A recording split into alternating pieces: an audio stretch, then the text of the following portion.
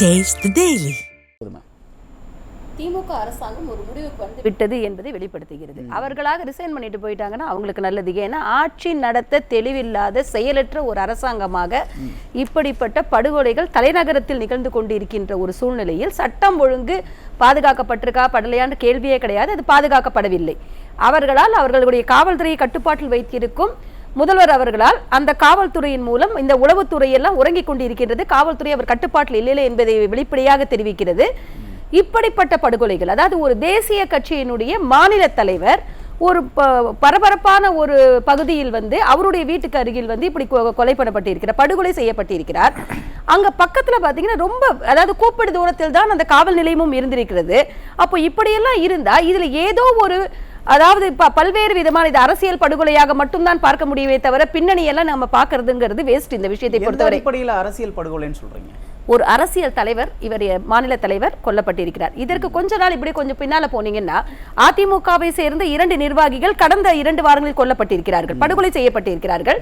அதே பாத்தீங்கன்னா காங்கிரஸ்லயும் ஒருவர் கொல்லப்பட்டிருக்கிறார், திருநெல்வேலியில் காங்கிரஸிலும் அவர் கொல்லப்பட்டிருக்கிறார். சோ இப்படி பாத்தீங்கன்னா குமரி மாவட்டத்தில் இப்படி பாத்தீங்கன்னா எந்த கட்சியிலுமே யாருமே இருக்கக்கூடாது என்ற ஒரு நிலையை நோக்கி இவர்கள் நகர்கிறார்கள் என்பதே ஒரு விஷயம். இரண்டாவது விஷயம், குறிவைத்து தலித்துகள் தாக்கப்பட்டு கொண்டிருக்கிறார்கள் தமிழகத்தில். அதன் மூலம் சட்டம் ஒழுங்கு இங்க வந்து கெட்டு இன்னைக்கு சட்டம் ஒழுங்கு என்பது தமிழகத்தில் இல்லை. அவர்கள் வந்து கண்டிப்பாக இந்த தமிழக அரசாங்கத்தை நடத்தி கொண்டிருக்கின்ற அண்ணன் ஸ்டாலின் அவர்கள் தார்மீக பொறுப்பேற்று இதற்கு ராஜினாமா செய்ய வேண்டும். ஏன்னா இப்படிப்பட்ட படுகொலைகள் நிகழ்ந்து கொண்டே இருக்கிறது. குறிப்பாக ஒரு சாராரை குறிவைத்து அந்த தலைவர்கள் எல்லாம் வளரக்கூடாது என்ற எண்ணத்தில் தான் இப்படிப்பட்ட ஒரு முடிவை நோக்கி அவர் செல்கிறாரோ என்று நினைக்க தோன்றுகிறது.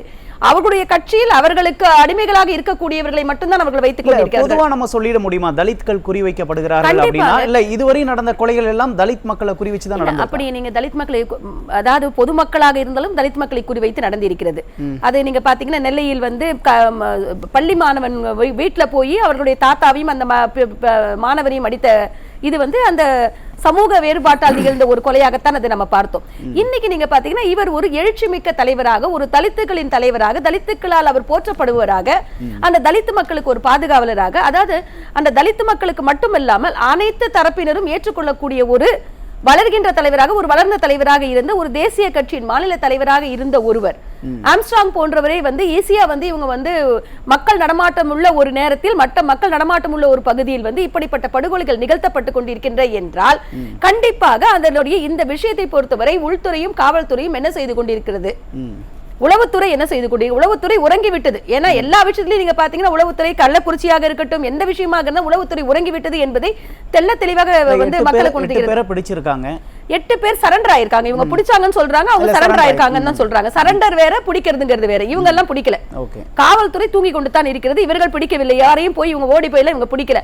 சோ இது எல்லாமே என்ன பொறுத்த வரைக்கும் எப்படி பாக்குறீங்க? ப்ரீ பிளான்டா தெரியுது. ஆனா முதல்வர் சொல்றாரு இரவாக நாங்க குற்றவாளியை பிடிச்சிருக்கோம் அப்படின்னு சொல்றாங்க. நீங்க பிடிச்சிருந்தீங்கன்னா நீங்க மார்த்தட்டிக்கலாம், நீங்க பிடிக்கல, அவர்கள் சரண்டர் ஆயிருக்காங்க. அப்போ இது ஏதோ ஒரு அந்த ஒரு, அதாவது இதெல்லாம் ப்ரீ பிளான்டா தான் எனக்கு தெரியுது. அதாவது எல்லோருக்கும் தெரிந்து, ஏன்னா கூப்பிட தூரத்தில் ஒரு காவல் நிலையம் இருக்கிறது. அந்த காவல் நிலையத்திலிருந்து நீங்க சாதாரணமா வந்து இவர் வந்து ஒரு சாதாரண தலைவரிலே ஒரு தலித்தில் ஒரு மிக சிறந்த தலைவர், ஒரு தேசிய கட்சியினுடைய மாநில தலைவர், அந்த ஏரியால ரொம்ப மக்கள் அபிமானம் பெற்ற தலைவராக இருக்கக்கூடியவருக்கு பாதுகாப்பு எங்க போச்சு?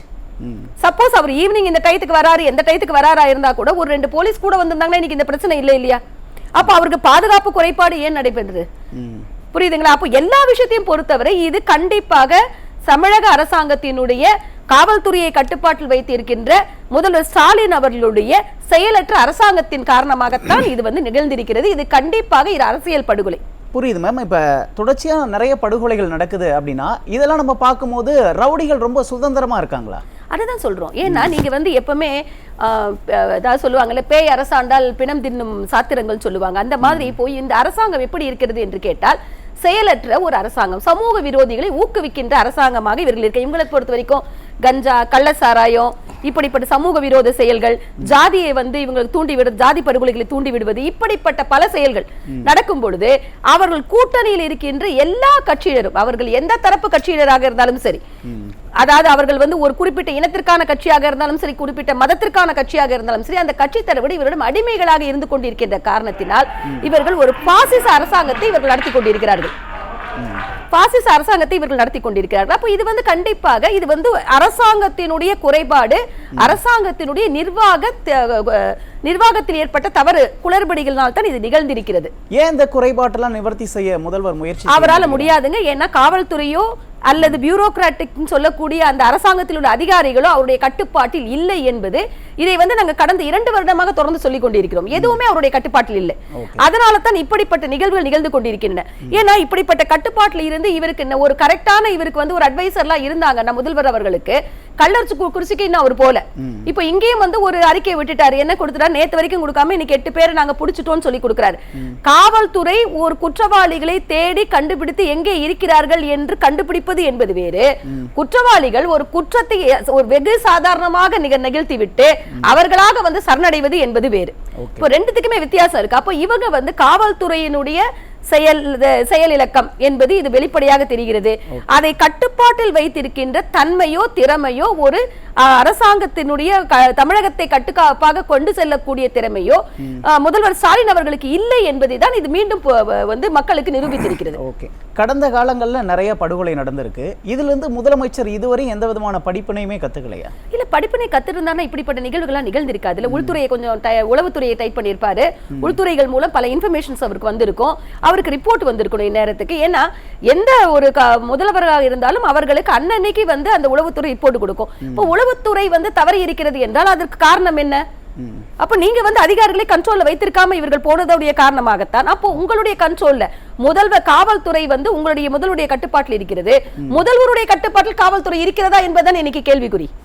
அப்ப அவர்களுடைய கட்டுப்பாட்டில் இல்லை. அப்ப வேறு ஒருவருடைய கட்டுப்பாட்டில், அது அவர்கள் குடும்பத்தாராக இருக்கலாம், இல்ல வேறு வகையான உறவினர்களாக இருக்கலாம், வேறு யாரோ ஒருவருடைய கட்டுப்பாட்டில் இருக்கும்போது அவர்களுக்குத்தானே ரிப்போர்ட் போகுது. அப்போ இவர்களுக்கு ரிப்போர்ட் போயிருந்தா முதல்வர் வந்து இதுல இருந்து பாடம் கத்துக்கிறது மட்டும் இல்லைங்க, அந்த காவல்துறையோ இல்லை மற்ற அதை சார்ந்த அரசாங்கத்தினுடைய சார்ந்த துறைகளையோ இவர் வந்து டைட் பண்ணிருக்கலாமே. இப்போ இவ்வளவு எளிதாக ஒரு தலைவரை வந்து இப்ப வெட்டி கொள்றாங்க, ஒரு மாநில தலைவர். அது ஒரு குறிப்பிட்ட சமுதாயம், திரும்ப சொல்றேன், தலித்துகள்ல எழுச்சி மிக்க தலைவராக வந்து கொண்டிருந்தார் அவர்.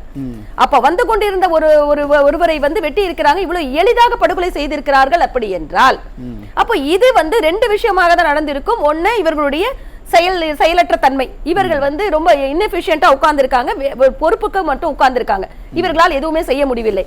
இரண்டாவது, இவர்களுடைய கூட்டுல இவர்களுக்கு தெரிவிக்கப்பட்டு ஏதோ ஒரு வகையில் இவர்கள் அனைவரும் ஒரு கூட்டாக இருந்து கொண்டு இந்த அரசியல் படுகொலை நிகழ்ந்திருக்க வேண்டும். இந்த 2 காரணமாக தான் இருக்க முடியுமே ஒழிய வேறு காரணங்கள் இருக்க முடியாதுங்க. ஒரு தேசிய கட்சியோட மாநில தலைவரே கொலை பண்ற அளவுக்கு ரவுடிகளுக்கு இந்த துணிச்சல் எங்கிருந்து வருது? காவல்துறை அவங்களுடைய கட்டுப்பாட்டில் இருக்கு. காவல்துறை முதல்வர் கட்டுப்பாட்டில் இருந்தா இப்படி நடக்காது. முதல்வர் வந்து திறமையானவராக இருந்தால் இப்படி நடக்காது. இப்போ வந்து அந்த காவல்துறையே, அதான் திரும்ப சொல்றேனே, காவல்துறை முதல்வரின் கட்டுப்பாட்டில் இருக்கிறது, ஆனால் முதல்வரின் கட்டுப்பாட்டில் காவல்துறை இல்லை. அப்ப அவர்கள் வந்து சமூக விரோதல் கட்டுப்பாட்டில் இருக்கலாம், இல்ல அரசியல் அதிகாரம் பெற்று வேறு ஒருவருடைய கட்டுப்பாட்டில் அவர்கள் இருக்கலாம். அப்படி இருக்கும்போது இப்படிப்பட்ட செயல்கள் மிக எளிதாக நடந்து கொண்டிருக்கு. எப்பவுமே ஒண்ணு சொல்லுவாங்க, இது வந்து இந்த தலித் பிரச்சனை இதற்கு முன்னால் ஏற்பட்டது 2008 சட்டக்கல்லூரியில் நடந்த போது ஏற்பட்டுச்சு. அப்பவும் யார் ஆட்சியில் இருந்தாங்க? திமுக தான் ஆட்சியில் இருந்தது. அப்போ எப்பெல்லாம் திமுக ஆட்சியில் இருக்கிறார்களோ அவர்கள் குறிவைத்து தாக்குவது 2 சமூகத்தினரை. ஒன்று தலித்துக்கள், இன்னொன்று இஸ்லாமியர்கள். அவர்களை வந்து இவர்கள் வந்து குறிவைத்து தாக்குவது போல பல்வேறு கலவரங்களை உண்டாக்கி அதன் மூலம் பல தலைவர்களை வந்து நாம் இழக்க வேண்டிய சூழ்நிலை நிறைய நேரத்தில் நடந்திருக்கு. இன்றைய இப்போ ரீசெண்டா எடுத்துக்காட்டு பாத்தீங்கன்னா சகோதரர் ஆம்ஸ்ட்ராங் அவர்களுடைய படுகொலை. இது என்னன்னா, அவர் வளர்ந்து கொண்டு இருக்கிறார். 2026 எலெக்ஷன் வருது. சோ ஏதோ இதுக்கு நீங்க பலவிதமான வேறு காரணங்களை சொல்லவே முடியாதுங்க. ஏன்னா இதுல எல்லாத்துக்குமே நீங்க அதுக்கு பின்னணி என்ன, அது ஒரு லேண்ட் பிரச்சனை, அது வேற அவருடைய தனிப்பட்ட பிரச்சனை சொல்ல முடியாது. ஏன்னா அவர் ஒரு தலைவர், தேசிய கட்சியினுடைய மாநில தலைவர். அதுவும் எந்த மாதிரியான தேசிய கட்சின்னு கேட்டீங்கன்னா, தலித்துக்களுக்காக உருவாக்கப்பட்டு, புரியுதுங்களா, தலித்துக்களாக இந்துக்களின் கோட்டை அப்படின்னு சொல்லக்கூடிய உத்தரப்பிரதேசத்தில் முதலாக ஆட்சி அமைத்த ஒரு தலித் பெண் முதலமைச்சர் ஆட்சி அமைத்த ஒரு கட்சியினுடைய மாநில தலைவராக தமிழகத்தில் இருந்தார். அப்போ அவர்களுக்கு எவ்வளவு அவருக்கு எவ்வளவு ஒரு பாப்புலாரிட்டி இருந்திருக்கும், அவரை நம்பி எத்தனை விதமான அந்த தலித் மக்கள் அவரை நம்பி இருந்தார்கள். அப்போ தண்ணீரகற்ற தலைவராக ஒருத்தர் உருவாகி விட்டார் என்பதை பொறுத்து கொள்ள முடியாத அரசியல் படுகொலையா தான் நம்ம இதை பார்க்கணுமே ஒளி. ஏன்னா எல்லாருமே வந்து இன்னைக்கு வந்து ஏதாவது ஒரு தலைவர் இறந்து விட்டால் அதற்கு வேறு சாயம் பூசுகிறார்கள். ஆனா இதுக்கு முக்கியமான காரணம் திறனற்ற திமுக அரசு. அவர்கள் அதாவது தார்மீக பொறுப்பேற்று உண்மையான முதலமைச்சராக இவர் இருந்தால், மக்களுக்கான முதலமைச்சராக அவர் இருந்தால் உண்மையாக அவர்கள் ராஜினாமா செய்து விட வேண்டும். ஆம்ஸ்ட்ராங் படுகொலையில என்ன மாதிரியான சாயம் பூசப்படுதுன்னு நீங்க நினைக்கிறீங்க? இப்ப ஆம்ஸ்ட்ராங் படுகொலையில ஏதோ வேற விதமான இப்ப ஆற்காடு சுரேஷ் போன்ற பல விஷயங்களை அவர்கள் கொண்டு வருகிறார்கள். நான் கேட்கிறேன், ஆற்காடு சுரேஷ் என்று பேசிவிட்டு ஏதோ ஒரு கம்பெனி என்று பேசுகிறார்களே, அந்த கம்பெனி என்னவென்று இவர்கள் சொல்ல வேண்டியதானே?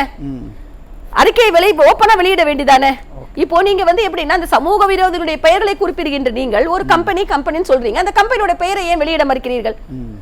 அப்போ இதுக்கு என்னன்னு கேட்டீங்கன்னா, திமுக அரசு இப்ப எப்படி இருக்குன்னா, அவர்களுடன் யார் வந்து அவர்கள் வந்து ஒரு கூட்டணியில் இருக்கிறார்களோ, அது வெளிப்படையாகவோ இல்லை மறைமுகமாகவோ இருக்கிறார்களோ, அவர்களை காப்பாற்றும் வேலையில் திராவிட முன்னேற்ற கழகம் அரசு வந்து மிக தெளிவாக வேலை செய்து கொண்டு. நன்றி. நம்ம பேசலாம் மேம்.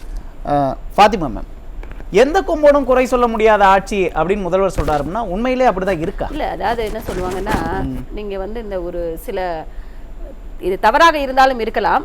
என்னன்னா, கொஞ்சம் மனநிலை பிறந்தவர்கிட்ட நீங்க போய் கேட்டீங்கன்னா அவங்க பர்ஃபெக்டா இருக்கிற மாதிரி தான் நினைச்சுக்கிட்டு இருப்பாங்க. யார் அப்படி சொல்றீங்க நீங்க? நீங்க யார சொன்னீங்களோ அவங்களையே சொல்றேன். ஏன்னா அவங்களுடைய ஆட்சியை ஊரு காரி துப்புது. இன்னைக்கு தமிழக மக்கள் படுகொலை செய்யப்பட்டு கொண்டிருக்கிறார்கள். அது ஜாதிக்காகவோ அரசியலுக்காகவோ வேறு வித காரணங்களுக்காகவோ இல்ல கள்ளச்சாராயம் போன்ற விஷயங்களுக்காகவோ ஜெயிலுக்குள்ள இருந்துட்டு ஒரு 40 கோடி ரூபாய்க்கு போதைப் பொருள் கடத்திருக்காங்கன்னு சொல்லிட்டு அவங்களே தான் நியூஸ் போடுறாங்க. நம்ம எல்லாம் உள்ள போய் யாரும் இந்த நியூஸ்ல எடுக்கிறதுல. அவங்களுக்கு ஒரு ஜெயில இருந்து ஒரு நியூஸ் வருது, இங்க இருந்து இந்த நடந்திருக்குன்னா அப்ப அவங்க அரசாங்கம் அறிக்கையா கொடுக்கறதானே இவங்க பேப்பர்ல போட போறாங்க. சோ இப்படி எல்லா வகையிலுமே மக்களை சமூக விரோத சக்திகள் ஆட்கொண்டு அவங்க தான் இன்னைக்கு ஆட்சி நடத்துறாங்கன்ற மாதிரி இருக்கிற இடத்துல இங்க ஒண்ணுமே பிரச்சனை இல்ல, என்னோட மக்கள் எல்லாம் ரொம்ப அமைதியா இருக்காங்க. எப்படி பாப்பீங்க? சம்பவங்கள் நடந்தும் முதல்வர் இப்படி சொல்றாருன்னா அவருக்கு நாட்டுல என்ன நடக்குதுன்னே தெரியலையா? அவருக்கு தெரிஞ்சிருந்தா கள்ளக்குறிச்சிக்கு போயிருப்பாரு இல்லையா? ஒரு 69 பேர் இறந்து இருக்காங்க. ஒரு கிராமம் பரிதவித்துக் கொண்டிருக்கிறது. அது இவங்களுடைய செயல்பாட்டில் உள்ள குறை என்று தெரிந்தோம் அந்த மக்களுக்கு ஆதரவாக ஒரு தலைவனாக ஒரு தமிழகத்தின் ஒரு முதல் குடிமகனா போயிருக்கணுமா இல்லையா? போகலையே. அதே மாதிரி நீங்க பாத்தீங்கன்னா வேங்கவேலுக்கு போனாங்களா? போகலையே. அங்கேயும் என்ன பண்ணாங்க? நீங்க வந்து சமூகத்தை வந்து நாங்க வந்து ஈக்குவலா பாக்குறோம் அப்படின்னா எங்கள்கிட்ட சமூக வேறுபாடு இல்லை அப்படி என்று அவர்கள் நினைத்திருந்தால் அந்த ஒரு தொட்டி இருக்கு பாத்தீங்கன்னா, தண்ணி தொட்டி, அதே தானே யூஸ் பண்ணிருக்கணும். அதை இடிச்சு போன தொட்டிக்கு போல அதை இடிச்சுட்டு எதில் வந்து மலம் கலக்கப்பட்டதோ அந்த தொட்டியை எடுத்து விட்டு அதன் அருகில் புதிதாக ஒரு தொட்டியை இந்த மக்களுக்காக ஏன் கட்டி கொடுத்தீங்க? அப்போ உங்களுடைய குறிக்கோளை என்னன்னு கேட்டீங்கன்னா, ஒரு மக்களுக்கு தமிழக மக்களுக்கு நடுநிலையான ஆட்சி கொடுப்பதெல்லாம் இல்ல. உங்க குடும்பத்துக்கும் உங்க கட்சிக்கும் ஆதரவாக ஜால்ரா யாரு போடுறாங்களோ அவர்களுக்கும் உங்களுக்குமாக நீங்க வந்து ஒரு பிசினஸ் கம்பெனி மாதிரி தான் இதை நடத்திட்டு இருக்கீங்களே ஒழிய தமிழகத்தை உங்களுடைய கம்பெனியுடைய ப்ராப்பர்ட்டியா நீங்க நினைச்சுக்கிறதா அவங்க பண்ணிட்டு இருக்காங்களே ஒழிய அவர்கள் கூறுவது அத்தனையுமே போய் அதுக்கு மீறி என்னன்னா அப்படி அவங்க குடும்ப ப்ராப்பர்ட்டி எல்லாம் காப்பாற்றணும்னா அவர்களுக்கு இப்படிப்பட்ட சமூக விரோத சக்திகளுடைய ஒத்துழைப்பு தேவைப்படுகிறது அவர்களை பாதுகாத்துக் கொள்ள. இப்ப நீங்க கேட்டீங்க, விடாம கேட்டீங்க, ஏன் என்ன தொடர்பு, என்ன இதுதான் அவர்களை பாதுகாத்துக் கொள்ள அவர்களுக்கு சமூக விரோத சக்திகளுடைய துணை தேவைப்படுகிறது. அப்ப அந்த துணை தேவைப்படும் பொழுது அவர்கள் வந்து இவங்களே அவங்களுக்கு இன்ட்ரோடியூஸ் பண்ணி வைக்கிறாங்க. காவல்துறைக்கும் அவர்களுக்கும் அந்த அதிகார வர்க்கத்திற்கும் இடையே ஒரு பெரிய ஒரு அண்டர்ஸ்டாண்டிங் இருக்கு. இப்படிப்பட்ட சமூக விரோத சக்திகளுக்கும் காவல்துறையினருக்கும் ஆட்சி அதிகாரத்தில் உள்ளவர்களுக்கும் ஒரு நல்ல ஒரு ரிலேஷன்ஷிப் இருக்கும் பொழுது அப்ப அவர்கள் வந்து எளிதாக எங்க வேணா ஊடுருவக்கூடிய சக்தி அந்த சமூக விரோத சக்திகளுக்கு கிடைக்கிறது. இப்போ நேத்து இந்த போலீஸ் ஸ்டேஷன் பக்கத்துல இருக்குன்னா ஒரு சாதாரணமான ஒரு ஆளால போயிட்டு அந்த மாதிரி பண்ணிட முடியுமா? ஒரு கூப்பிடு தூரத்துல 200 மீட்டர்ல வந்து ஒரு காவல் நிலையம் இருக்கிறதுன்ற போது அந்த இடத்துல போக முடியுமா? அதுவும் ஒரு தலைவர், தேசிய கட்சியினுடைய மாநில தலைவர் அங்க இருக்காரு. அது வந்து இன்னொன்னு என்னன்னு கேட்டீங்கன்னா, அவர் மக்களால் வந்து புறக்கணிக்கப்பட்ட தலைவராக இருந்த மக்களால் விரும்பப்படக்கூடிய தலைவராக அந்த ஏரியால வந்து அந்த அனைத்து மக்களாலும் விரும்பப்படக்கூடிய தலைவராக இருந்திருக்கிறார். அவருக்கு இப்படி ஒரு நடந்திருக்குன்னா அப்ப இவர்களுடைய செயல்பாடு எப்படி இருக்குன்னா இவர்களுக்கு வந்து இவர்களை தங்களை காப்பாற்றிக் கொள்ள இப்படிப்பட்ட சமூக விரோத சக்திகளை இவர்களை வளர்த்துக் கொண்டிருக்கிறார்களோ அப்படி என்ற எண்ணம் வந்து இன்னைக்கு தமிழக மக்களுக்கு வந்து இருக்குது. இன்னொன்னு வந்து தமிழ்வேந்தன் அவர்கள் சொன்னாங்க, எங்களுக்கு ஓட்டு போட்டாங்க 40 கொடுத்துட்டாங்க. இந்த 40 இல்லைங்க, நீங்க 534 நீங்க எடுத்தா கூட உங்களுக்கு பிரயோஜனம் இல்லைங்க. ஏன்னா உங்களுக்கு மக்களுக்கு என்ன செய்ய வேண்டும் எண்ணமே இல்லாம நீங்க அங்க போய் அரசியல் சாசனத்தை வைத்து அதை வந்து முன்னிறுத்தி நீங்க வந்து அங்க போய் நீங்க பதவி ஏற்கவில்லை. அங்க போயிட்டு இப்பொழுது வெறும் ஒரு அமைச்சராக இருக்கக்கூடிய அந்த குடும்பத்தை சார்ந்தவர் என்ற காரணத்திற்காக ஒரு இளம் அரசியல்வாதியுடைய பெயரை சொல்லி அவர் வந்து முதல்வர் மகன் என்ற ஒரு காரணத்திற்காக உதயநிதி ஸ்டாலின் வாழ்கன்னு சொல்லிட்டு அங்க போய் நீ எடுக்கிற நீங்க உதயநிதிக்கும் அவர் குடும்பத்திற்கும் வேலை செய்வீர்களா அல்லது தமிழக மக்களுக்கு இல்ல உங்க தொகுதி மக்களுக்கு வேலை செய்வீர்களா? அப்ப இங்க எல்லாமே எப்படி இருக்குன்னா ஒரு ஆம்ஸ்ட்ராங் மாதிரி எந்த ஆம்ஸ்ட்ராங்கும் இங்க வளரக்கூடாது, அவர்கள் வந்து அந்த இனத்திலிருந்து ஒரு தலைவன் உருவாக கூடாது என்பது. இது வந்து தொடர்ச்சியாக நீங்க பாத்தீங்கன்னால இவங்க வந்ததுக்கு அப்புறம் பாத்தீங்கன்னால எல்லா இடங்களிலுமே அந்த குறிப்பிட்ட பட்டியலின மக்கள் குறிவைத்து தாக்கப்பட்டு கொண்டு இருப்பது வெட்ட வெளிச்சமாக இருக்கிறது. இன்னைக்கு இதுல யாரும் மூடி மறைக்க முடியாது.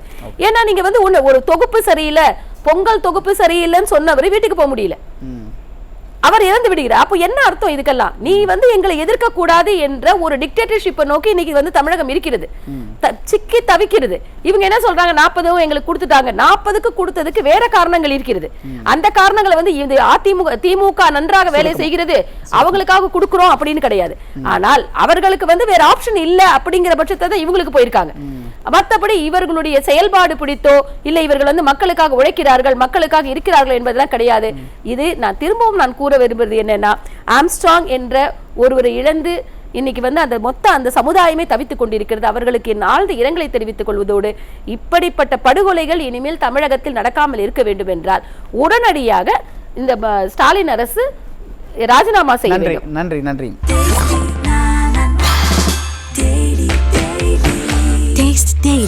Taste the Daily.